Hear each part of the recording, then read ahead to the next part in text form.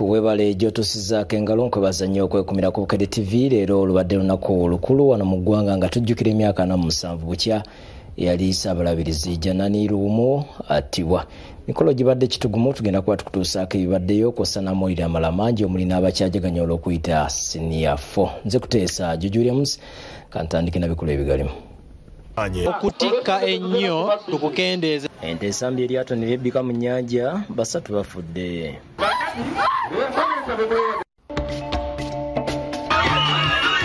Okujjukira Ssaabalabirizi Janani Luumu, Ssaabalamuzi asabye okusonyiwagana. Primary responsibility is going to lie with us. A very capable PA. Investment Expo 2024 abategesi basinkanya bagenda okwolesa. Thank you for signing up. Abayise ebigezo bya senior n'abakyajaganya aba Mount St Mary's Kamengo bakubidde waggulu. Tukwata kifo kisooka buli mwaka.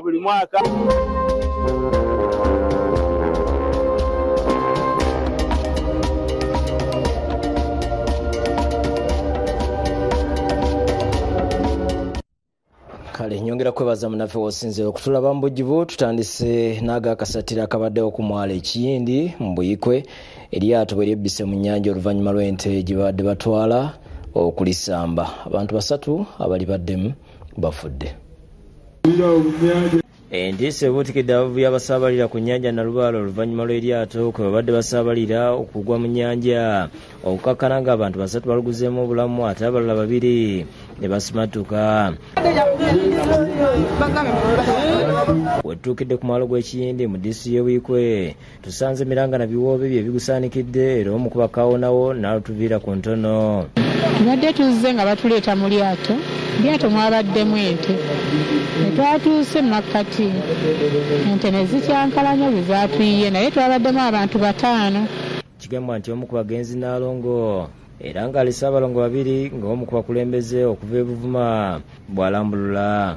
Tuwulidde obuyinike abantu baffe okuyika mazzi babadde bagenze kufuna buyambi nokunonayo obusuubuzi bwabwe naye olw'entambula eyabaleetedde obuzibu. Kigambwa nti bwe lyatuuse wakati mu mazzi emu ku nte n'erisamba kwe kwebbika mu mazzi era nga wetuviiriddeyo ng'omulambo gumu gwe gwakazuulibwa nga kitegerekese nti gwe gwa Naalongo Jeni Alowo omutuuze w'e Kasaalibbi mu Buvuma ng'abadde ava kubanja nsimbi ze eza Mukene. Era twabadde tukyali ne batukubira essimu nti eryato libadde litiise ente awamu n'abantu naye mubaddemu Naalongo omugenzi amanyikiddwa nga Justin Alowo nti naye afudde.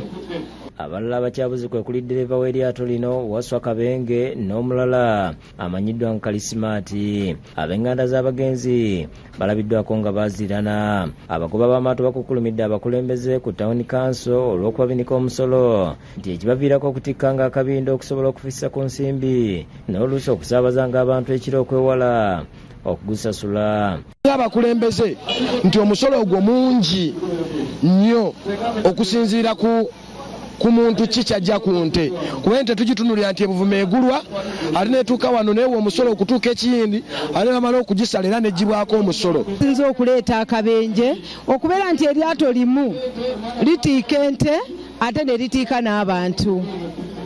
Alizati Namukosengo ne Speaker wa Council bano abaanukudde. Tukowoola abantu mwenna muleme kwewala musolo.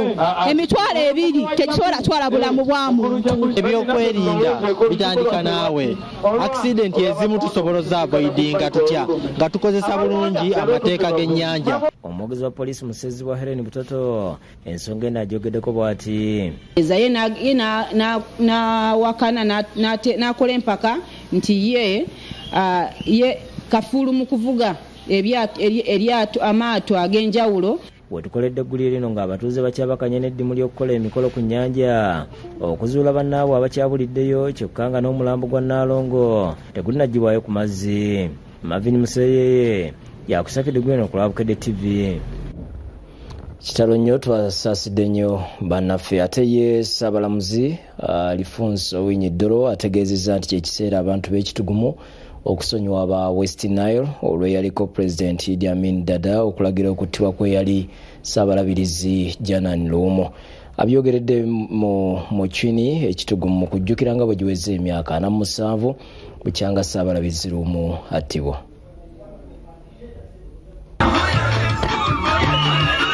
Emikolo gy'okujjukira yaliko Ssaabalabirizi w'ekkanisa ya Uganda Janan Luumo egy'omulundi ogw'47 gibadde ku kisawe kya Muchini mu disitulikiti y'Ekitugumo nga gutambulidde ku mulamwa ogugamba nti okuteeka mu nkola amazima g'ekigambo kya Katonda.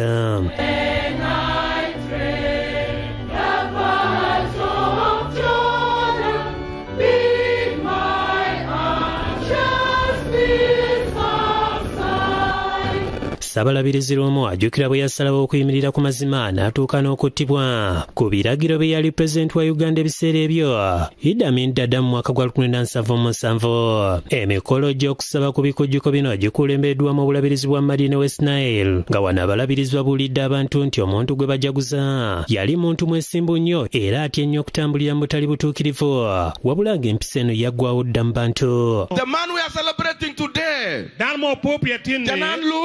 Janan Luumo, he stood by his faith. He was not shaken.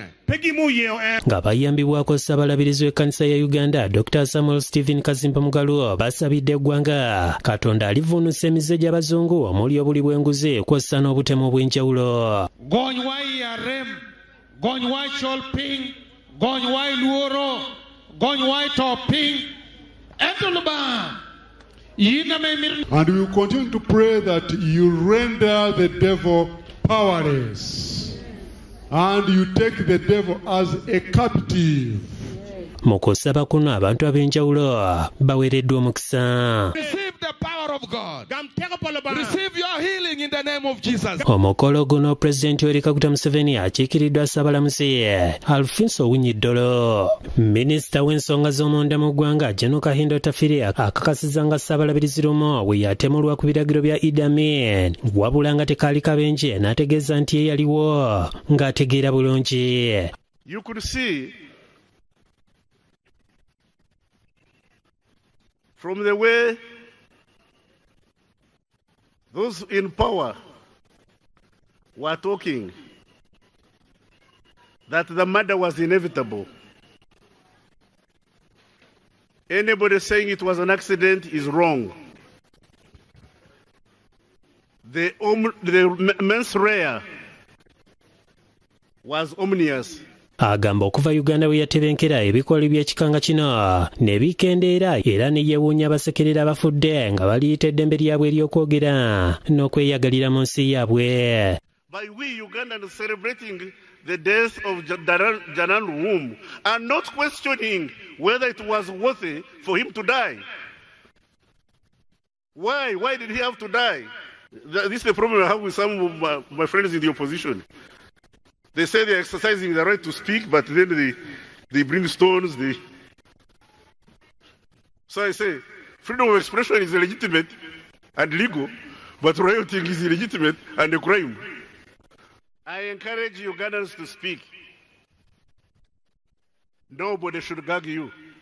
Ssaabalamuzi Dollo ategeezezza nti kati ky'ekiseera abantu b'ekitugumu okusonyiwa abantu ba West Nile naddala abakakwa kw'ebyo ebyaliwo ebyavaamu okuttibwa kw'omwana waabwe Janan Luumo.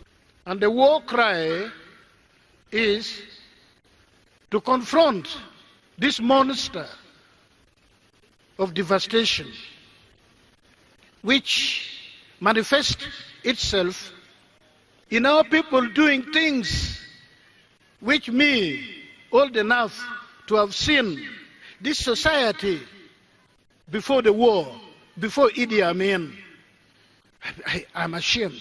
Dollo agambye nti abantu ba West Nile bajja ne babeetondera era ne bakakasa nti Idi Amin yatta Luumo naye yakikola ng'omuntu so si kulwa bakakwa bonna naye nti abantu b'ekitugumu bakyayina ennyike ku mutima. Akakasizza nti bajja kwesitula bakyaleko mu West Nile bategeeze abaayo nti babasonyiwa ne Janan Luumo gy'ali awummula emirembe.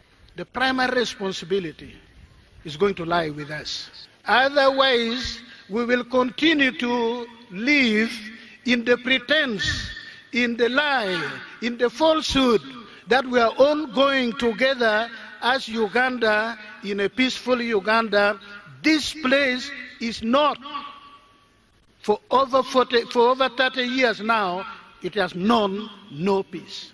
Ono oluvannyuma asomye obubaka bwa President Museveni bwamutise. Archbishop Luhum was a leading figure in the criticism of the excesses of the Idi Amin regime. We are gathered here to remember and celebrate the legacy of a man who did not relent on what he believed was right, and he ended up paying the ultimate price.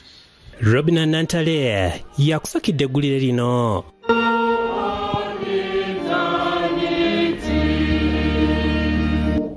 Webale nnyo ate ye akulira Vision Group Doni Wanyama asiimye abantu bonna abagenda okwolesa mu mwoleso gwa Harvest Money 2024 ku kisaawe Kololo. Bino bibategereza mu nsinkano gye babadde mu wano ku kitebe kyaffe mu indasitule ya Kampala. Asabye abantu okujja mu bungi. Abagenda okwolesa ebyamaguzi mu mwoleso gw'ebyobulimi gagadde ogwa Harvest Money oguteekebwa Vision Group ku kisaawe Kololo okuva nga 23 okutuuka nga 25 omwezi guno bakuŋŋaanidde ku kitebe kyaffe wano mu industrial area okubalambika ku ngeri gye balina okuteekamu emidaala n'okukwata abantu abangi abagenda okweyiwa mu mwoleso guno. Omu ku bakitunzi ba Vision Group Jacqueline Taweka abuulidde abagenda okwolesa bye balina okujja nabyo ne bye batalina kuleeta. For example, if you have to cook within your spaces, please you need to bring it to attention because we have a specific area that we are prepared for that purpose. Safety during this event is very key and very important for all of us. Akulira ebivulu mu Vision Group Fiona Tamale abasabye obutajja na mizindalo kubanga Vision Group ebateekedde bulungi. We have a very capable PA that will announce any of your offers and everyone will get equal treatment about their products and services, their offers, so our MCs will take care of that. So please don't blast music. Akulira Vision Group Doni Wanyama asiimye bonna abagenda okwolesa mwoleso guno gwa Harvest Money. Here to really thank you for signing up to exhibit at this expo. I want to take pride in the fact that you are participating in a sector that is very critical for our country and for our economy. Bana abakakasizza nti omwoleso guno guteekeddwa bulungi okusinga ku mikadde egize gibaawo. We are going to make sure that the audiences are there across the 3 days. But in terms of the organizational issues, you can be sure we are going to give you a good event. Our request to you is to please cooperate. Wanyama akubiriza abantu okujja mu bungi mu mwoleso guno mu kisaawe Kololo kubanga abantu abagenda okwolesa bangi ddala.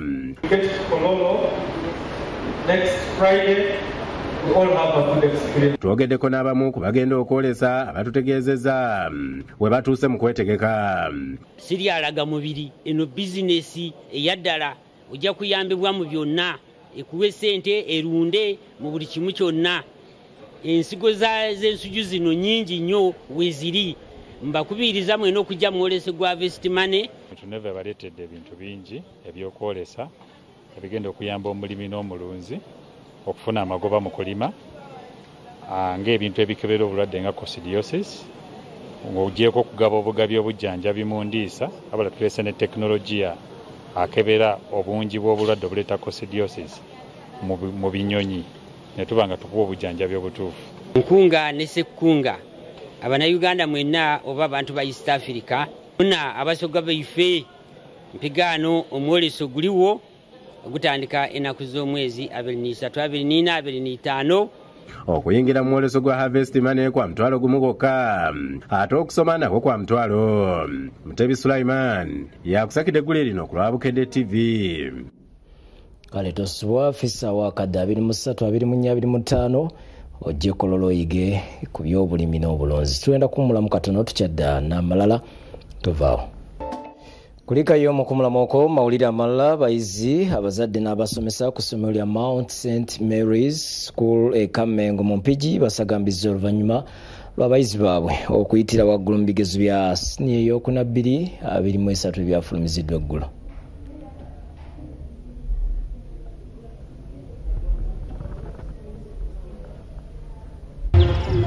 Essomero lya Mount St Mary's High School e Kamengo mu district y'Empigi bayisiza bulungi abayizi ng'omuyizi eyasinze yafunye obubonero 9 baatuuza abayizi 98 nga ku bana 6 bayitidde mu ddala erisooka abala mu lyokubiri. Abazadde besanze bajaganya n'abayizi basimye omutandisi waalyo olw'okulonda abasomesa abalungi. Akisuubira ku ntandikwa kuba twabalabanga bali organized, director ali organized, abasomesa bali organized, nga tusuubira ekirungi. Staff mwebale nnyo bye mutukoledde, nsaba Mukama nyaffe Bikira Maria yakwasibwa essomero lino ayongere kuliwambaati. Joseph Ssenyonyi akulira essomero lino ategeeza ng'okwewaayo kw'abasomesa bwe kuyambye nnyo mu nsoma y'abayizi mu ssomero lino. Omwana waffe yasinze yafunye obubonero 9 era y'omu ku baasinze mu Uganda. Basibwe bannyabo ekisobozesezza okufuna grade zino ennyingi. Ekisooka tulina abasomesa abatendeke, abasomesa abafaayo. Ategeeza nkalikyulamu empya batandise dde ogiteeka mu nkola. Abaana essomero Mount St Mary's High School Kamengo ssomero lisomesa abaana bw'oba olina omwana ng'oyagala ayite muleete wano ekampiringisa tugenda musomesa ayite bulungi. Abayizi batendereza abasomesa baabwe olw'okubakolamu omulimu omulungi. I thank my teachers, my parents for all the efforts they have put in. Nefuna 10 aggregates. Nebaza muzadde wange naddala mama wange ambeereddewo. Natoya ku Mount St Mary's High School Kamengo nafunye 16 aggregates. Ssenyonjo asabye abazadde okubongera abaana kubanga balina ebyetaagisa okubasomesa. Mwongere tuwa abaana ku Mount St Mary's High School e Kamengo tuwa omwana ojja kuba tokoze ensobi n'akamu. Kusangibwa Mpigi ku kkubo eryambuka e Kampiringisa. Somero lya bawana balenzi tusomesa abaana bulungi nnyo, tubasomesa empisa, tubasomesa eddiini. Era wano omwana avaawo ng'atuukiridde bulungi. Njagala okubajjukiza nti essomero lino essomero lya excellence wano mu Mpigi tukwata kifo kisooka buli mwaka. N'abasomesa abayizi n'abatwala essomero lya Vision for Africa e Nakifuma mu disitulikiti y'e Mukono bakedde kwebaza Mutonzi olw'abayizi baabwe abayise obulungi. Okusinza kulembeddwamu Reverend Kakatoma Densi okuva mu labizi b'e Mukono asabye abayizi okulembeza Katonda buli kye bakola. Even when the situation is as if it is impossible, but with faith the impossible become possible. Dr. Maria Riperi omutandisi w'amasomero gano mu ggwanga okuva mu ggwanga lya Australia yategeeza nti okujja mu Afrika kwali kuddamu kuyitibwa okuva eri Mukama era nga bakyebaliza Katonda. I said, that sounds good. As a blessing I've come. And so he sent me here. Now I know what a blessing is. Edith Ntege omukulu waalyo agambye nti iri ku musingi gwa ddiini era nga kino kye kibakuumidde ku ntikko n'asaba abazadde okubongera abaana. Guno gwe mwaka ogwokubiri ogw'okutuuza abaana bakatuuza 2022-2023 abaana baffe bakoze bulungi nnyo kubanga twafuna first grades 165 ne second grades 6. President w'omujuni amyuka atwala ebyenjigiriza ategeeza nti okuyigiriza abaana okwekirizaamu n'abasomesa okutuukiriza obuvunaanyizibwa bwabwe bimu ku bibayambye okukola obulungi. Tukola ebintu bingi. Ekisooka abaana baffe tubatraininga batambulira ku musingi ogwa Katonda. Ekyokubiri tubayigiriza okwekiririzaamu nga tubagamba nti nabo basobola okukola obulungi. Bafunye 18-8 nebaza Mukama yansobozesezza okukola bwentyo. Nebaza Mukama era nga bafunye kamukamu obire mpaisete kyanyambye okukola obulungi lwakuba badde kulembeza nnyo Katonda. Essomero lino ggazi bulungi era ng'abayizi beetaaya bulungi. N'abayizi ku ssomero lya Makerere College e Wandegeya mu Kampala bajaganyiza oluvannyuma lw'okuyita ebigezo bya siniya ey'okuna. Obubonero 18 njagala okusooka okwebaza Katonda ambeereddewo awadde abazadde bange amaanyi ssente z'okunsasirira. Batuuze abayizi 409 nga abayizi 485 baayitiridde mu ddala erisooka ate abayizi 139 ne bayitira mu ddala eryokubiri. Balina n'abayizi abafunye obubonero 88. Nafunye 18 era neebaza Mukama, neebaza ne bazadde bange. Katonda ansobozesezza okufuna 10 aggregates in 8. I want to thank my head teacher. Abayizi wakati mu ssanyu batubuulidde ng'okwesiga Katonda obunyiikivu n'okukolera wamu ebyabayambye okuyita obulungi ebigezo. 18 era nga njagala okwebaza maama wange yanzaala ne taata wange. Nafunye 9 neebaza Mukama olwa aggregates ze nafunye. Kale tubayozaayozeera abayise ebigezo ebya siniya okunaaba kyagendera ddala mu maaso n'okujaganya nga muno mwe muli n'aba Light Secondary e Bulenga.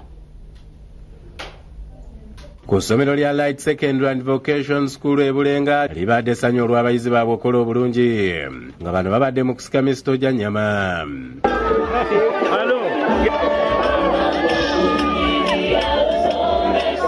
Beegatiddwako akulira essomero lino Wamala Henry Ngono yeebazza Katonda yabasobosezza okukola obulungi kw'ossa abayizi obutabasowaza. Ekisooka ddala twebaza Katonda nti abaana baffe bayise bulungi. Twebaza abazadde olw'okutusapootinga ne batubeererawo era ne twebaza abaana baffe olw'okuyita obulungi.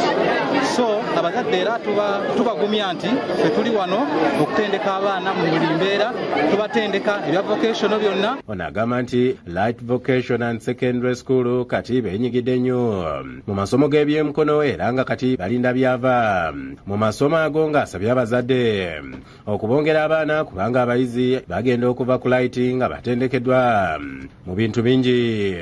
Tubasaba batwongera abaana naddala mu vocation kubanga vocation tugikwasizza maanyi.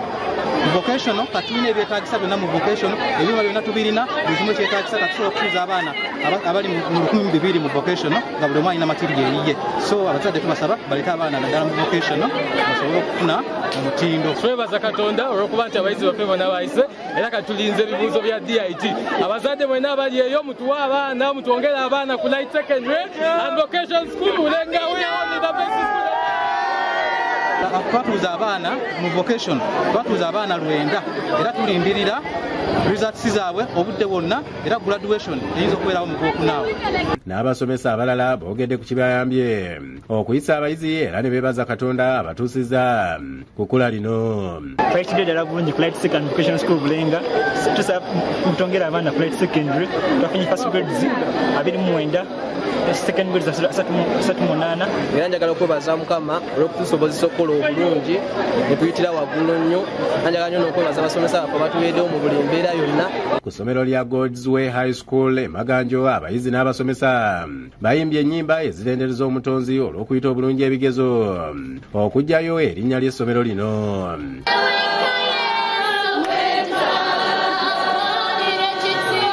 Olivia Tusiime Essuubi akulira essomero lino alambuludde engeri abayizi gye bakozeemu nga 2 baafunye obubonero 8 ku 8 ate abalala 103 baayitidde mu ddala lisooka. Twafunye abaana 2 bayise mu 8 ku 8, abaana 2 ne bayita mu 9 ku 8. Twebaza Mukama era tukkiriza Katonda nti ate guno omwaka oguddako ogwa new curriculum abaana bagenda kukolera ddala bulungi kubanga tweteeseteese ekimala. Abasomesa baffe gye bali basomesanga bulijjo.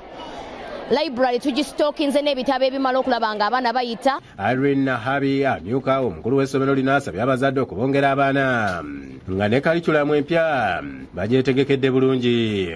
For curriculum empya tuli very ready, twetegeka dda era abaana baffe already basoma new curriculum. Tugenda tuza abasenior fo abagenda okusokera ddala kukola new curriculum. Asonze ku bibatuusizza ku buwanguzi. Tulina ebyetaagisa byonna, ebitabo tulina era abasomesa bonna bamanyi ekyokukola era bakola bulungi. Abaana baffe bayize bingi. Eric Kayemba omu ku bafunye obubonero 8 ku 8 asiimye abazadde n'abasomesa abakoze obutawera okubatuusa ku buwanguzi era ng'atubuulidde n'essomo ly'asuubira okukola. Nga nafunye 8 aggregates era mbalesona Godiswe High School. Nafunye 8 in 8 aggregates, which is the same as 10 in 10. Konana Kamaze D1. I got 9 in 8 and I'm very excited, very pleased at this moment. Nafunye obubonero 12 kandi bazanya abasomesa bange abatusomesa. Nafunye 15 aggregates. Njagala kwebaza abasomesa baffe abatusomeseza obulungi. Ate libadde essanyu jerere ku ssomero lya St. Joseph Nathalie High School. Kavule Katende Mpigi nga abayizi bajaganyizako bannaabwe abaayise ebyasini ebyokuna. Abayizi 158 baayitidde mu ddaala lisooka ate 20 mu ddaala eryokubiri n'abalala mu lyokusatu. Abayizi batuuza 182 nifuna first grade 158 nifuna second grade 20. I want to thank my teachers as a very good team that has enabled us to win. I will not forget the parents who supported us in terms of fees and every support our. Abayizi batano bafunye obubonero 8 ku 8 nga bano kuliko Teresa Alinda ne Albert Hebwa abasiimye Katonda yabasobozeseza okutuuka ku kula lino. Nafunye 8 mu 8. Nebaza Mukama okunyamba okufuna 18-8. Simanyi gange naye it was the grace of God. Bebaza abazadde n'abasomesa olw'omulimu wabakozeemu. Neeyongera okwebaza ku ba anko bange ne jjajja wange nga seerabidde. Njagala okwebaza abasomesa kuba batubeereddewo nnyo. Abamu ku bazadde b'abayizi abaayise obulungi bebaza abasomesa. Nebaza director ne staff beebale kusomesa, beebale kutuwa environment ennungi. Director w'essomero lino ne head teacher ne basomesa bonna ne mbasaba nti sina nze nganze ng'omuzadde sina kyenyinza kubawa okuggyako Katonda yayinza okubawa ekya buli omu amuwe ekyasinga okwagala. Omukulu w'essomero lino Amega Julius Alpha ne Paul Bosa omu ku basomesa balambuludde ku ngeri abayizi baabwe gye baakozeemu. I am very grateful to God for this achievement we have made and I'm calling upon the general public. Parents, give us more children, trust us and we shall deliver. Wano njagala kukuutira abazadde nti essomero lino lisobola terijjulangako terisuubira kujjula kati neweerera n'abaana 2,000 oba 3,000 n'ekyo mutwongera abaana. Nabino ngataliiko nfoofu. Abayizi bali mu ddunero kutegereza siniya okuna.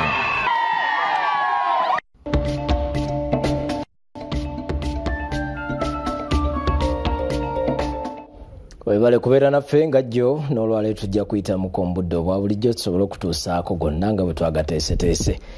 N'abayizi ku masomero ga Kinawa High School ettabi ly'ekyengera mugongo n'ettabi ery'e Kawempe beerisiza nkuuli mu bigezo bya siniya okuna ebyafulumya olunaku olw'eggulo ng'abayizi 189 bonna baayitidde mu ddaala erisooka. N'abahaye ekyengera mugongo abayizi beeteye mu kusala Juma okwebaza Allah yasobozesezza bannaabwe okuyita ebigezo. Abayizi 9 bonna baayitidde mu ddaala erisooka nga n'abalala bafunye obubonero obubongerayo.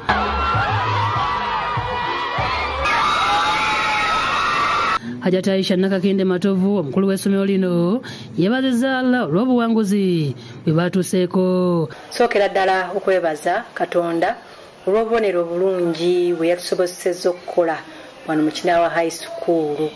Abaana baffe baakoledde ddala bulungi ng'eyasinze yafunye obubonero 8 ku 8 yabumazeeyo nga ye Mutebi Mavini.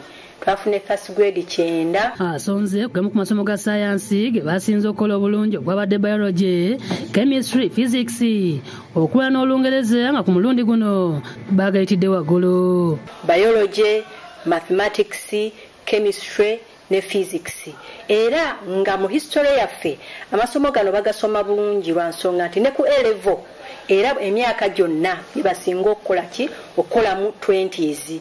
Abamu ku bayizi abasinze okukola obulungi kuliko Mavini Mutebi nga yafunye obubonero 8/8, Nadira Hamidu Katimbo, Shafiki Rubyayi, Shifra Nambogo n'abalala. Hajati Matovu obuwanguzi buno era butadde ku buwulize sako n'obwetoowazi bw'abayizi mu ssomero lino ekibawa enkizo okukwata ebasomesebwa bw'atu n'asaba abazadde okubongera abaana. Abaana aba senior 1 tukyabawandiika n'aba senior 5 kakati tugenda okutandika okubawandiika wiiki ejja. Abasomesa okubadde Hajati Rehema Namukwaya, myuka akulira ebyensoma, Duncan Sonko ne Joseph Bwambale boogedde ku buwanguzi buno. Nebaza Allah nti abaana baffe bonna basobozesezza okuyita. Twatuuza abaana 247, abaana 9 ne bayitira mu ddaala erisooka. Katonda atubeereddewo abaana baffe n'atuwogiwaza obwongo toyinza obbawangulamu. Tubadde tubateeka mu discussions. Ekyokubiri nga tulina aba class teachers abafaayo abagoberera abaana. Abayizi batubuulidde byabaviiriddeko okukola obulungi nga n'ensonga tezibayitako olw'omuzikiti oguli mu ssomero. Nafunye aggregates 18-8. Nebaza abasomesa bange. Nafunye aggregates 12. Nafunye aggregates 12 era nebaza abasomesa bange ne bazadde bange. Nafunye 14. Nebaza abasomesa bange n'abazadde bange.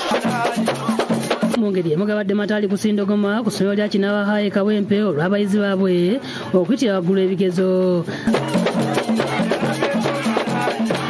Abayizi 99 bonna bayitidde mu ddaala erisooka nga abasukkulumye ku bannaabwe kuliko Taufik Serunjogi nga bakedde kuŋŋaanira ku ssomero lino wakati mu bannaabwe okubayozaayoza n'okubasanyukirako.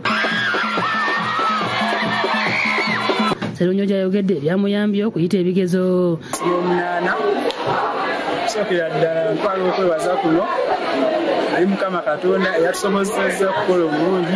Nafunye 14 aggregates. Nasobodde okufuna 18. Nafunye 28 first grade. Nafunye 22. Omusomesa wa siniya eyokuna yebaza Haji Muhammad Ali Serugo mukulu waalyo olw'amaanyi g'ateeka ku basomesa okulaba ng'ensimbi z'abazadde tezigenduka. Mwebaza nnyo okuba nga tufacilitating omwaka oguwedde tuteekamu facilitation akasente tugenze kutuwa tugenze ku field worker buli kimu. Muhammad Senyondo amyuka omukulu waalyo yebazizza abazadde abasasula ebisale mu budde okuwala okutaataganya abaana. Abazadde mwebale okuweerera abaana, mwebale okufaayo ne musasula fiizi mu budde. Abaana 240 twasobodde okufunako first grade 10, abaana 73 ne bayitira mu ddaala eryokubiri. Haji Serugo omukulu waalyo yayozayozezza abayizi olw'okutuuka ku buwanguzi. Bulungi ddala. First grade 9, second grade 7, n'abasigadde awo obubonero obuddirira. Bayozaayoza kubanga bafunye obubonero bwe tubadde tutafunangako. Annyonnyodde ebikumira amasomero ga Kinaawahaye waggulu n'asaba abazadde okubongera abaana. Tubasaba mwongere okutuwa abaana. Senior 1 batandise kusigaza ebifo bitono nnyo. Senior 5 tutandise okuwandiisa. Tulowooza nti omuzadde yenna bw'anaakeererwa n'alindamu wiiki ng'emu ajja agenda okujja ng'ebifo biweddeyo. Ate ku ssomero lya Iboni Masudi High School ekibiri abayizi bajaganyiza olw'okuyitira waggulu ebigezo ebyafulumiziddwa olunaku olw'eggulo. Abbas Badru Kasekende omukulu waalyo ayisa abayizi ku paleedi okubanjulira ebyavudde mu bigezo bya bannaabwe 12 ababituula. Abamu ku bayizi abasinze ku bannaabwe bakuutidde abali mu bibiina ebya wansi okusomya ennyo okutuuka ku buwanguzi beebazizza abasomesa n'abazadde era nga bakira ettaali ligenda mu maaso n'okusindigoma nga beebaza Allah. I managed to pass with 18 aggregates. Okufuna 29 aggregates. Danga nafunye aggregates 3, nafunye points 32, nebaza Allah okunsobozesa zifuna. Kasekende asabye abazadde okubongera abaana babasomesa eddiini n'ebyensi. Abaana 5 nga balina first grade, abaana 5 nga bali mu yakubiri. Okusookera ddala kwe kubeera nga tulina abasomesa abali willing okukola ate abasomesa abamalayo silabasi, abasomesa abali qualified. Ku ssomero lya St. John High School e Namugongo abayizi n'abasomesa bayimbye ennyimba ezeebaza Katonda oluvannyuma lw'ebigezo okudda nga bayitidde waggulu.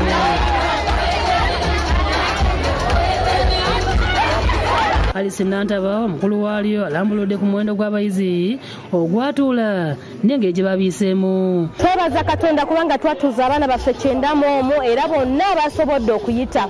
Asabye abazadde okubongera abaana mu lusomo olugenda mu maaso n'asima n'omutandisi waalyo Yonasan Ziribasanga n'abasomesa olw'omulimu omulungi ogukolebwa. Mbeebaza olw'okusomesa abaana bannaye mutwongera abaana nina staff esobola okusomesa abaana bammwe obulungi era ne bayita bulungi wabula era tugaba ne ku basaries eri abo abaana abakoze obulungi. Stewart Luyinja akulira ebyensoma ayogedde ku buwanguzi buno.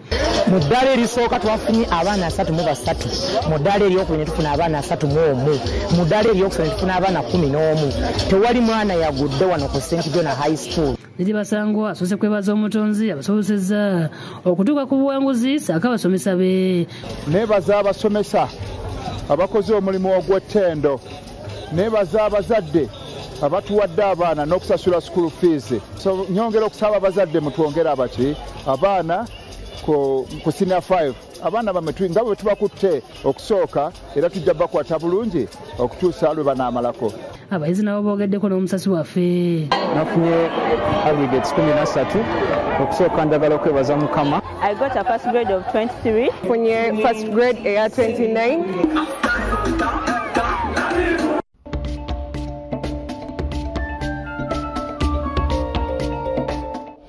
Webale kubeera naffe mu malala abayizi abayise ebigezo bya senior ey'okuna mu bigezo ebyafulumiziddwa olunaku olw'eggulo bakyagenda mu maaso n'okuyisa ebivulu omuli n'aba Broadway High School e Kawempe.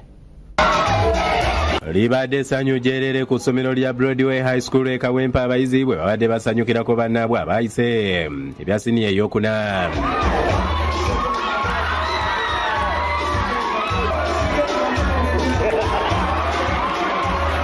Abayizi 45 bayitidde mu ddaala lisooka, abalala mu lyokubiri n'eryokusatu nga tewali yadde n'omu yagudde. Twatuuza abayizi 98 ne tufuna first grades 45, 26 ne bafuna second grade, abasigadde ne bafuna grade yaabwe ezeddako.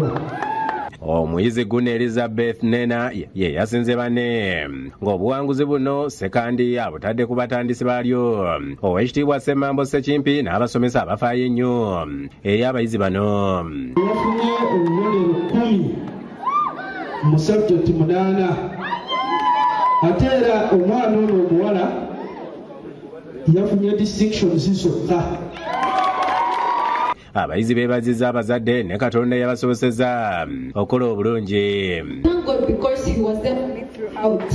Without prayers there would be nothing, and my teachers really helped a lot. Nasobola okufuna obubonero 10 neebaza nnyo Mukama Katonda kubanga ye tandikiridde omulaba sali muntu nnyo wa consultinga naye kasita natandika okuconsultinga abasomesa mikwano gyange kyanyambo. Ate ku ssomero lya Royal Giants High School Mityana omukulu waalyo Benon Ntambi asabye abazadde okubongera abaana kubanga abaatuula ebya siniya ey'okuna babiyitidde waggulu. Omuyizi eyasinze ye Atuhaire ga Mukama yafunye obubonero 8 ku 8 ng'abayizi 88 bayitidde mu ddaala lisooka. Bafunye first grade 88 ate nga balala abayizi abasinga obungi bayitidde mu second grade bafunye second grade 68. Kale nno kyo twebaza abasomesa abakoze omulimu omuyonjo bwe gutyo. Ntambi ayogedde ebirala bye bazze bayitimukamu omuli ebyemizannyo nga be baasooka okuleeta ekikopo ekyakka nga ne kalikulamu empya bagikakalabya bulungi. Kalikulamu empya yatusanga twatuukayo dda n'olwekyo lyerimu ku masomero amatono ennyo mu Uganda aga respectinga curriculum empya. Francis Nairo akulira ebyensoma akakasiza ng'abayizi 98 bwe bayitidde mu ddaala erisooka n'asaba abazadde okubongera abaana. Ebyemizannyo tubisoosowaza ate naddala n'abaana baffe bakolera ddala bulungi batuyambako tukulembera mu byemizannyo okugeza nga Ssekadigo Elvis yakoledde ddala bulungi nnyo. Bugembe Isa we bali kusoma munnaabwe jangu twongere okulakulanya ekitundu. Nebaza nnyo Mukama abasomesa bange ne bazadde bange ne baganda nga batadde mu nnyama amaanyi okulaba nga ntuuka ku kino era nkyalina ebirooto bingi okufuna byenjagala kuba njagala kukola sciences. Nze nafunye 10. Nebaza Katonda yansobozesezza okutunda ssimu ey'okuna. Nebaza maama wange bagadde Eva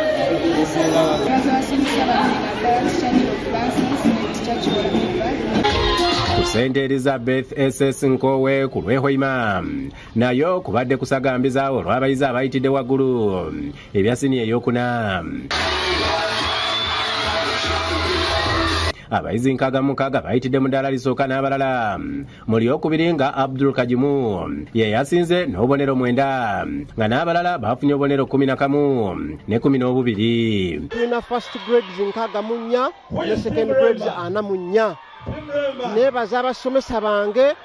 Kyensobola okukubiriza abazadde mutwongere abaana kuba zino results zaffe zo ziri genuine. Bayisiza ebivulu okwetooloola essomero nga Kajimu ayogedde ku bayambye okuyita. Nafunye 948. Nebaza abasomesa bange bakoze omulimu gw'amaanyi walayi twasoma mbebaliza ddala. Alex Habimana akulira ebyensoma obuwanguzi buno abutadde kumalayo silabasi mu budde. Kubajjukira bano abaana be bamu ku products ezakosebwa COVID ne babuukawo class. So olwano olutalo lwali lw'amaanyi era twagala okwebaza olwa results ennungi.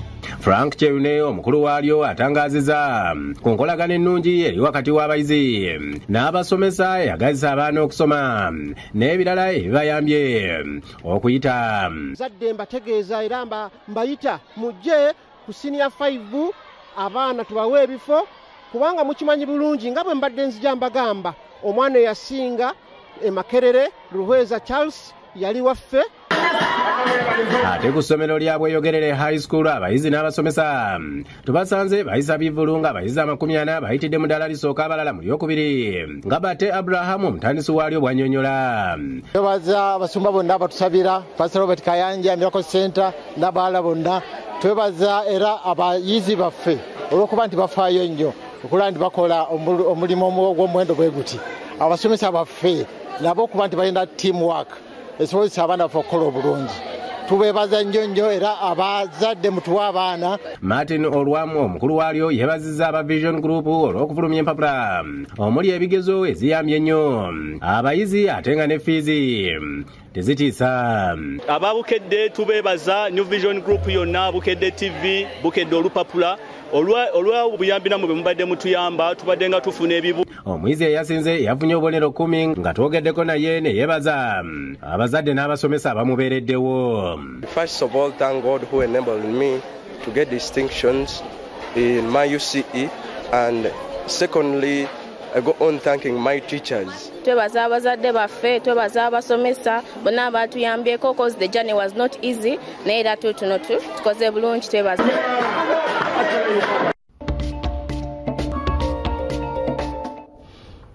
Kulikayo mukumulamu okwo ku masomero amalala okuli erya Gayaza Cambridge College nayo abayizi n'abasomesa bakyajaganya olw'ebyavudde mu bigezo. Abayizi abayisa ebigezo ku ssomero lya Gayaza Cambridge College babategekedde akabagaawo okuva ew'omutandisi waalyo Carol Mbaga ng'ali wamu n'abasomesa okubayozaayoza. Mbaga asiimye abayizi baabwe okukola obulungi buli mwaka. Twafunye first grades 59 ne second grades 62. Asonze ku birungi ebiri mu ssomero lino ebisikiriza abayizi okusoma. Ate n'abasomesa tubayina abasomesa obulungi n'aba sciences abasomesa balungi nnyo ne laboratory emu ku laboratories ezisinga obulungi ate nga ziri well equipped. Gerald Sewanyana omukulu waalyo ategeezezza nti okusomesa eby'omu kibiina bongerako n'okussa empisa mu bayizi. Kubanga omwana atalina mpisa ne bw'aba ng'asoma bulungi tasobola kubeera bulungi mu nsi. Abasomesa okuli Jane Nakagwa ne Kicha Emmanuel beebazizza abantu ab'enjawulo muli n'abayizi. Abayizi bano ekibayisiza consultation eri ba teachers. God and if you call upon more friends, we for us the students. Twafunye first grade 59. Of course, twatulina okudda ndi basanyufu nnyo. Ndi musanyufu olw'omwana wange Imran Kiryowa yafunye first grade. Twogeddeko n'abamu ku bayizi abatubuulidde ebyabayambye okuyita. Twebaza abazadde bataddemu sente zaabwe tusasulira fees. Nafunye aggregates 15 first grade. Nafunye aggregates 16. Nafunye 18 aggregates 21 with a distinction in mathematics. Ate libadde essanyu jjereere ku ssomero lya Nagalama Secondary School Bunyiri mu ggombolola y'e Kyampisi mu disitulikiti ey'e Mukono ku lw'ekayunga oluvannyuma lw'okuyisa abayizi. William Nnyanja omukulu waalyo asiimye ababateereddewo endongo. Abamu ku bayizi abasinze bannaabwe kuliko Wahabu Bwembo eyafunye obubonero 9 nga yaddiriddwa alinda atalemwa n'obubonero 10 nga bagamba nti okusoma nga tebeeweza okutya Katonda asaako abasomesa ababadde babafaako bye bimu ku bibayambye okubikubira waggulu.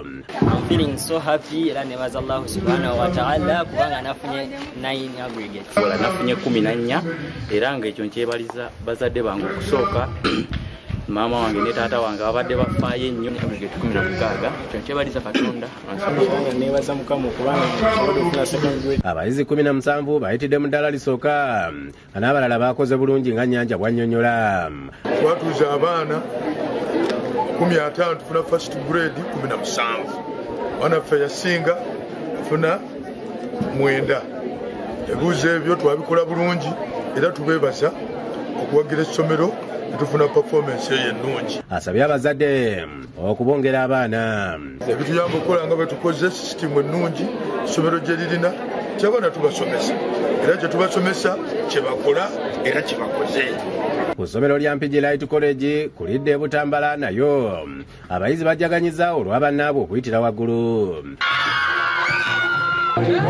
Babategekedde endongo nga abayizi abasoba mu 30 bayitidde mu ddala lisooka n'abalala mu ddala eryokubiri. Era ng'omuyizi waffe yasinze wano ku Mpigi Light College yafunye obubonero 9. Moses Masembe omu ku basomesa abasiniya ey'okuna yeebaziza bakama be olw'okubawanga ebyetaagisa. Twebaza administration ya Mpigi Light College okutuwanga byonna bye tubadde twetaaga mu jjanene ey'okusoma abaana bano. Gladys Sisia akulira ebyensoma ayogedde ku nkolagana ennungi gye balina mu ssomero lino eyamba abayizi okuyita. 30 students who performed very well in first grade, and we have in second grade we had 42 and the rest are in third grade. Please bring your students to Mpigi Light College. Umaru Balaluse, principal w'essomero lino asiimye abayizi okola obulungi nga bakkiriza mu ddiini zonna n'asaba abazadde okubongera abaana kubanga balina buli kyetaagisa okubayisa. Mpigi Light College essomero lisangibwa mu Mpigi Town Council akatundu bakayita Boza ku Ligudde e Butambala. Essomero lya O na A levels lisomesa amasomo gonna aga sciences n'aga arts. Essomero liyigiriza abaana ebyemikono. Abamu ku bayizi betwogeddeko nabo beebaziza Katonda. Nafunye obubonero 9 banne ndi musanyufu nnyo. Nafunye aggregates 12. Nebaza abasomesa bange. Nebaza Mukama nti nasobodde okufuna obubonero 21. Ye Sheikh Kiyinja Abdunura akulembedde mu Juma ku ssomero lya Sumaya Girls Ensangi ku lw'e Masaka oluvannyuma lw'okuyisa abayizi baabwe. Okusala kwetabyeko Neeyiga Isa omutandisi waalyo n'abalala. Sheikh Kiyinji kutuba agyetoololeza ku kunywerera ku Allah mu mbeera yonna. Ensi yeetaaga omuntu nga muyivu ng'atudde wansi n'asoma amateeka ga Allah n'asoma n'ebitambula mu ggwanga. Omukulu w'essomero lino Hafsatu Musime ayogedde engeri abayizi gye baayiseemu ng'abayitira mu ddaala erisooka bali 50. Banange tulina essanyu lingi, abayizi baffe bayise bulungi nnyo. Twatuuza abaana 10 ne tusobodde okufuna abaana 50 first grade. Agamba nti n'ebigezo eby'obusiraamu babise bulungi neyebaza omutandisi waalyo. Tulina ebibuuzo ebirala ebya theology bye twakola Asabia, Idad ne Thanawi. Abaana bonna bagira first grade. Ansooka n'okusiima abazadde baffe mwebale otuwagira. Abayizi batubuulidde ebimu ku byabayambye okukola obulungi. Leave alone the students but also the teachers' effort was a lot and they helped the students pass with flying colors. Era twebaza HM waffe, twebaza director waffe, ba administrators bonna. Basabye abazadde okubongera abaana olw'engeri gye balabirirwamu. Abazadde baffe ebifo ebiri mu classes zonna nsaba mujje muwandiise abaana. Mu ngeri y'emu kubadde kusagambiza ku ssomero lya Busiika Muslim SS olw'abayizi okuyita obulungi ebigezo. Eno boogedde kuyabatuusiza ku buwanguzi. Kubadde kusagambiza ku ssomero lya Busiika Muslim Secondary School abayizi baabo okusoma obulungi nga bayitidde mu ddala erisooka n'eryokubiri. Basomeddwa olw'okwebaza Katonda era olwo basomesa n'abayizi ne bazina ennongo okwekulisa.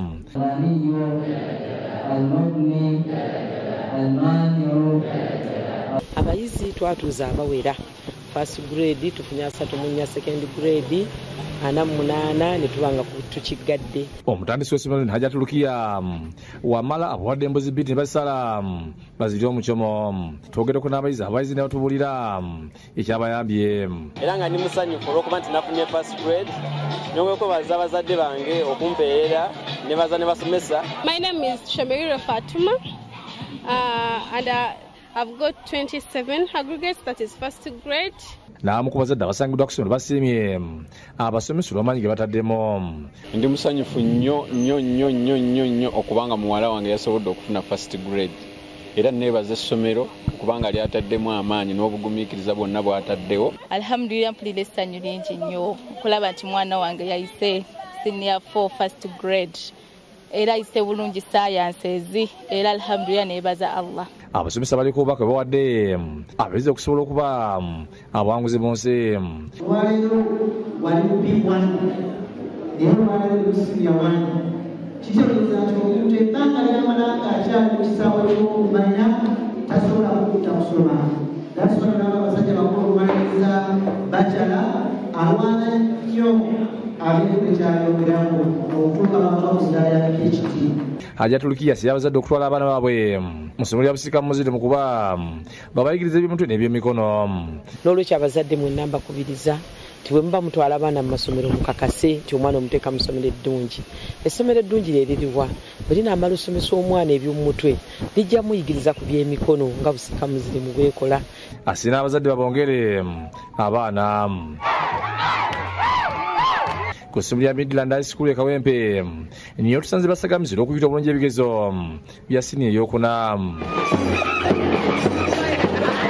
Baatuza abayizi 18 nga abayizi 14 bayitidde mu ddala esooka 40 bayitira mu lyokubiri. Bayisiza ebivulu n'okuba bbandi okwetoolola ekyalo. Akulira Midland High School Francis Kyasa asanyusa olw'abayizi okuyitira waggulu nga bwe kibadde emyaka egiyise. Ne first grade 1 ate nga abaatu abayizi 18 twebaza Katonda nti abayizi bano bayise bulungi. Omuyizi waffe yasinze afunye obubonero 8 abayizi 2 that is Namugenyi Priska ne Nnyanja Rachel bafunye 8. Ategeeza nti ekitera abaana okuyita obulungi y'enkwatagana ennungi wakati w'abazadde abayizi n'abasomesa. Twagala okwebaza abayizi bennyini abaasoma, okwebaza abazadde, okwebaza abasomesa ababasomesa, okwebaza olukiiko olufuzi management n'okwebaza buli muntu yenna. Asabye abazadde babongere abaana. N'essanyu libuganya abayizi n'abasomesa ku ssomero lya Entebbe Girls erisangibwa Kigungu munisipaali y'Entebbe olw'okuyita obulungi ebigezo bya siniya ey'okuna.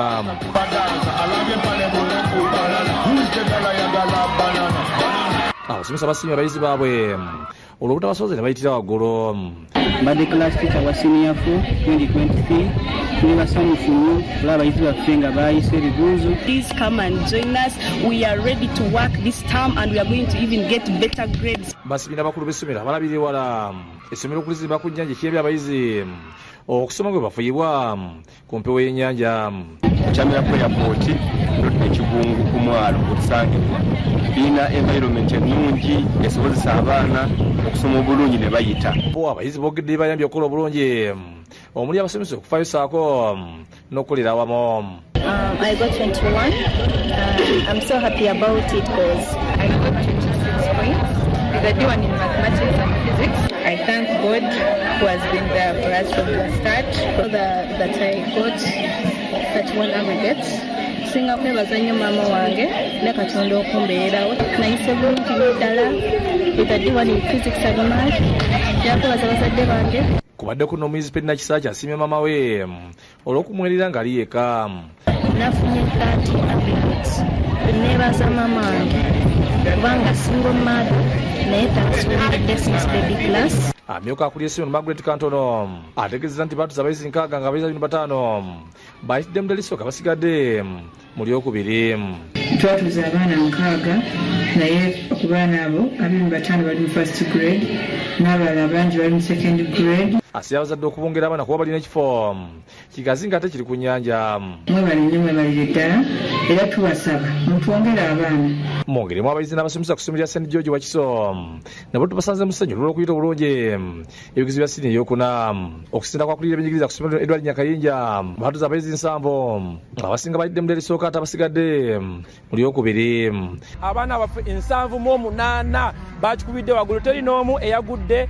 Abaana 27 first grade, 24 second grade, 18 third grade.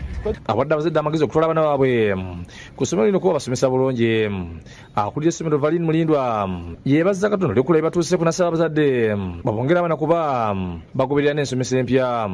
Tukubiriza abazadde mwenna gye muli mutuwe abaana mujje mutulambule ssente zaffe za kuteesa ate tuli ku mulamwa gwennyini ogwa gavumenti.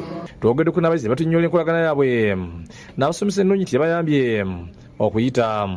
Nafunye 10 aggregates nebaza abazadde bange bonna bambeereddewo abasomesa bange dayiractor w'essomero lino okumbeererawo. Nafunye aggregates 12 nebaza Katonda n'abasomesa bange okusingira ddala Master Edmond atuyambyeko nga senior 4 nga tasasodde mwana yenna. I thank God that I got 18 aggregates. I thank God that he gave me good teachers.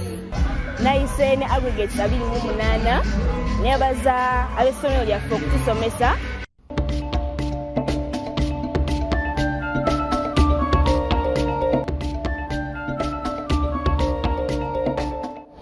Webaza nnyo okubeera naffe nkugamba nti weerabira bwe tunaaba tumaliriza full dose nayo gyeri naye tukyagenda maaso n'amawulire. Ku ssomero lya Cityland College Matuga abayizi abasukkulumye ku bannaabwe buli omu bamuwadde kimeme w'embuzi ng'akabonero ak'okubasiima olw'okuyita obulungi ebigezo. Essomero lya Cityland College lisangibwa ku Matuga nga abayizi abatudde siniya ey'okuna tubasanze mu kujaganira bannaabwe olw'okukola obulungi ebigezo.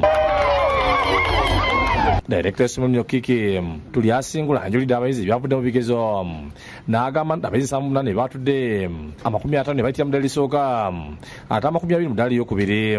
Ddala erisooka twafunyemu abaana 50, biri second grade twafunye abaana 20. Tuli asingula agambye nti okulenyera abasomesa okufaayo eri abayizi ensonga lwaki bakoze bulungi. Mulimu gwe mwakoze gwabadde muyitirivu nnyo abazadde Reverend ab'essomero bayise omusumba w'obusumba bw'ekkungu David Serumbawo n'asabira abayizi. Twagala okumwebaza kuba Katonda awulira okusaba kwaffe. Abayizi bategeezezza nti okwewaayo n'endya ennungi byabayambye okukola ennyo. Adde ekisa kya Mukama amaanyi g'abasomesa baffe. Master Clerk Director abadde atuleetera ba facilitators n'ekisa kya Mukama abasomesa baffe batubeereddewo. Abazadde bategeezezza nti essomero terikoba bayizi kudda waka ng'essaawa yonna babeera ku ssomero beebaza Katonda olw'abaana baabwe okukola obulungi. Nebaza abasomesa ba Cityland College Matuga obutagwa mu maanyi ne mutatweganya mwogera bulungi naffe. Wano oluvudde mu parade ne bayingira mu kusaba n'okutendereza omutonzi. Ku shali gya Islamic University mukono okusinda omwaka w'amataali kwefuza essomero ng'abayizi n'abasomesa bajaganya oluvannyuma lw'okukola obulungi ebigezo bya siniya ey'okuna.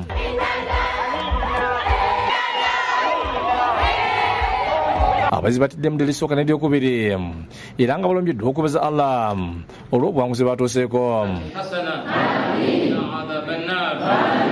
Abayizi okuli Ibrahimu Muyanja n'abalala balaze essanyu olw'okukola obulungi naye abaza abazadde n'abasomesa olw'akaweefube bwe bakoze. Ndi musanyufu nnyo nnyo nnyo bya nsusso nti nafunye 20 aggregates. Manyi kitegeeza okufuna 20 aggregates? Wallahi ndi wakabi. Nafunye aggregates 29. Nebaza abasomesa bange okunsomesa obulungi ne bazadde bange abasobodde okumpeerera. Hamza Sirungi Abdusalamu omukulu w'essomero yeebazizza Katonda abasomesa ku n'abayizi olw'obuwanguzi. Baza abayizi abakkiriza bye twabagamba ne bakkiriza devices zaffe zonna ze twabateekako. Ate mu ngeri y'enjawulo ne neebaza abazadde okubeera nti batusupporting. Baza Allah Jalla wa Ala atutuusizza ku buwanguzi buno. Abazadde ku Sharija ekyaliyo ebifo muleete abaana ku Sharija basome. Umalo James Kabembe nannyini ssomero nayozeza abayizi olw'okutwala ku buwanguzi. Twebaza abayizi baffe abakoze obulungi eddala. Twebaza abazadde abatuwadde abaana abatuwadde ebyetaagisa. Bwatasibye abazadde abongera abaana. Nkubiriza abazadde okubeera nti mutwongera abaana kubanga tulina abasomesa abamanyi kye bakola. Abaana baffe bampisa era bye bimu ebitusobozesa okubeera nga tuwangula. Nkutegeeza ku Sharija Islamic Senior Secondary School Munge abayizi n'abasomesa ku Hilltop High School ekigalala mu division e Hoima East mu kibuga eky'e Hoima bajakanyizira okuyita obulijjo ebigezo bya senior ey'okuna. Bafunye amizana mu mudala esooka ng'eyasize amulosi 10 yafunye obuliro 9 mu masomo 8 abalasi Basatu bayitidde mudala ebyokubiri 2 mu lyokusatu. Tugume ne bane basibye abasomesa olw'okubasomesa obulungi. Teachers all over Hoima, so let's come all to Hilltop. The administrative is always so cooperative to see that all students pass who are never missing lessons, and also you as a student. Abokuba ekiyengeso tukiteekamu amaani okulya ntumulisa kurungi. Essomero lya Hilltop lyakutikya 6 mu masomero agakoze obulungi mu kibuga ekyohoyima ng'akulya essomero Andrea Setabi bwalambulula. Candidate akafuna 9 in 8 kandi obuyala yizire na 8 aggregates from P7 nikimanyisa tukozire a lot of transformation. Setabi ategeeza nti abayizi baabwe babasomesa ebyokulunda okulima n'okukuuma obutonde bw'ensiga basimba emiti. Twine kusibika embuzi, twine enkoko, twine wakame, twine abaana bombeka ifo hali. Abayizi bayulira kimeme w'embuzi ng'abayozayoza. Mu ngeri mu abayizi n'abadduka y'essomero lya Western College Mbalala babinuse masijja tusobola okuyita obulungi ebigezo bya siniya ey'okuna. Basose mu Jumulu bane balaga essanyu wakati mu kwetikka abayizi baabwe abayise obulungi. Mukulu w'essomero Haji Shakur Kikonyogo wakati mu ssanyu ategeeza nti masomero 400 n'okusaba bakutte ekifo kya 306 lya 6 site ate lya 9 mu Mbara district bayisiza abaana eddala erisooka aba Basatu 5 eddala eryokubiri abasigadde bagira mu ddala eryokusatu. Abayizi bategeeza nti okufa kw'abasomesa baabwe kwe kwabasuubiza okukulira waggulu. Principal wafuna atubeereddewo nnyo atutawaanyiza mu nsonga staff kubanza principal witu kushumafisha hansi nitwege tutisipire mu kabeera abatica baffe batubeereddewo nnyo. Omwaka tubeera mu masomero agasinga tuyisa abaana balina kugesa essimu okubeera ennungi. Omwaka guno omwana eyasinzira nti alina kugesa 17. Ne ku ssomero lya Vienna High School Kabowa kubadde kubinuka olw'obuwanguzi bwe batuuseeko mu bigezo bya siniya ey'okuna. Ku ssomero lya Vienna High School Kabowa mu Gombe Lubaga balombeddwa nga beebaza Allah olw'okuyisa obulungi abayizi baabwe bigezo bya siniya ey'okuna. Imamu Amasijjamiya ewa ddiini ya Sheikh Ahmad Siwa yakulemiddemu edduwa. Laqad haqqa al-qawlu ala aktharihim fahum la yu'minun. Abajete mbabulidde abayizi ebigambo bibazamu essuubi era ne babayozayoza olw'okukola obulungi. I'm seeing professors here, but you cannot become a professor nga gwe kuobeera ku makubo otambula n'ababoda. Omwezi yasinze wabuula Marshall nga yafunye obubonero 88. Essomero lyatuza abayizi 94 nga abayizi 40 bayitidde mu ddala erisooka 29 mu lyokubiri abasigadde mu lyokusatu. Ffe nga ffe department ya math twetisse era ne tusobola okukola distinctions zaffe 29 nga kuliko D1s 15 n'ebbiri.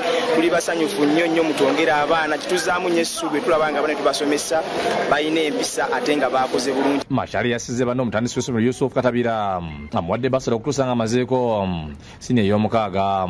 Omwana oyo abadde kyakulabirako eri banne era ffe ng'essomero tugenda musiima tumuweerere emyaka gy'ebiri ne shopping yonna tugikole. Ayogedde bayambye okuyita obulungi n'asaba n'abazadde babongere abaana.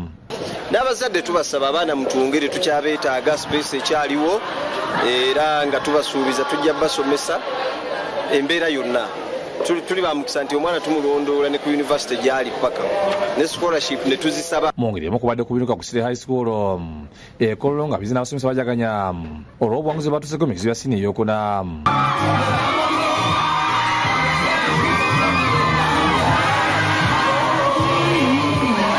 Akulira essomero Mary tuwera agulufunya amawulire nti abayizi babe bonna 10 abatula ebigezo bya siniya eyokuna omwaka ogwedde bayise nayita parade n'abyanjulira abayizi. We got only 5 first grades last year. We have got 15 first.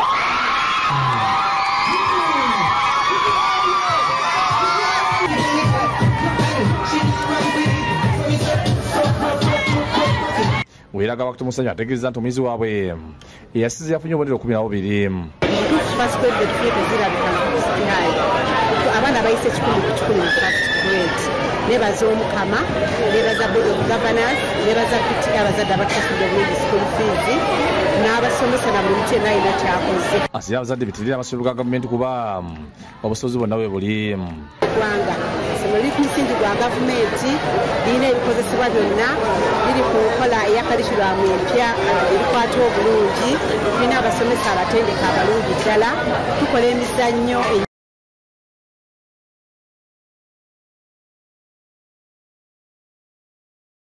Abasibe batula ebigezo okuyita abasibe abiwandiisa bali 54 ku bano 5 bali basajja 8 bakyala nga 58 bebatuula. Abayizi 6 batidde mu ddala erisooka, 14 batidde mu ddala eryokubiri, 24 mu ddala eryokusatu ate abasigadde mu lyokuna omu yeyagudde. Yasinze banedda Simpagi yasibibwa amaiso olw'okusibwa ku mwana n'okukusa abantu. Nsavinga ekibonerezo eky'obulamu bwange bwonna mukomera naye ekyo nga kitadde ebbali tekyaŋŋaana kuddayo kusoma. Ono yafunye obubonero 23. Nebaza Katonda nti tusobodde okubanga ne baganda bange bano wetuli wano bannaffe bonna abewaayo ne tusoma tukoze bulungi nnyo. Nebaza Katonda nti tusobodde okubeera nga nze kivudde mu bwo. Ono yafunye obubonero 23. Akulira essomero ly'abasibe Luzira Gilbert Wamanya alambuludde ku buwanguzi bwe batuuseeko. Njagala kwebaza nnyo nti bakoze omulimu gwa Tendo 2023 okulaba nti twavudde ku Niiru ne tufuna first grades 6. Kale muyogeyoge nnyo bannaffe. Ate ezo enteekateeka z'ekivulu kya Sunaben ekyensasage mu ndo y'endongo ziwedde nga kyakubeerawo enkya ku makutano Nansana. Suna asabye abawagizi be okujja mu budde basobole okusimba obugere. Ng'ebulasaabusaabu okutuuka ku kivulu ky'ensasage endongo minyanyanyanya musimba akagere nga kyakubeerawo olunaku olw'enkya ku woteri ya Makutani Nansana era ng'enteekateeka zonna ziwedde. Bwe tutuukiddeyo ng'ebyuma bya JJ Sounds n'ebirala byatuuse dda era biri mu kuwanikibwayo kisobose abagenda okusimba akagere okunyumirwa. Badijja okulingirira mali bategeezezza nti enteekateeka zonna ziwedde nga kati ekisigadde bagenda kusimba akagere. Nze bawagizi baffe mujje tudigide ndagulako saawa 4 etandise services zaffe mujje tulina biya yonna twasitokinze. Mugaga siniyawo wa Mugaga Promotions akuliddemu okutegeka ekivulu kino asabye abadigizi okujja mu bungi. Olaba tweteeseteese ekimala. Njagala okutegeeza baganda baffemu abagenda okujja nti buli kintu kyonna kitambula nga bwe twakibasuubiza. Sunaben yakunze abawagizi be okujja ku makutano ng'obudde bukyali abakuba ebinyanyanyanya nga bwe basimba akagere. Olw'ensonga eyo mukeereeko kyekisinga obukulu kubanga luli ekyantandisaamu leeti okutandika okukuba ebidongo mwajje budde bugenze. Kati mujje saa zigenda okubeera 3 nze ng'akabikka omulalu nkabikkula olyoka owulira endongo eseka paka budde ku makya. Olw'ensonga baganda bange mbalinze. David Tamale yakusakidde eggulu lino ku lwa Bukedde TV. Kwebaza nnyo okusalawo n'olaba Bukedde TV agaleero tugafundiikiridde wano. Tujjaga kuddemu saa 12 ku makya mu ddakiika 3 ezisooka. Nze kuteesa Julia Musto super program eziddako okulina full dose tulabulungi. Weraba.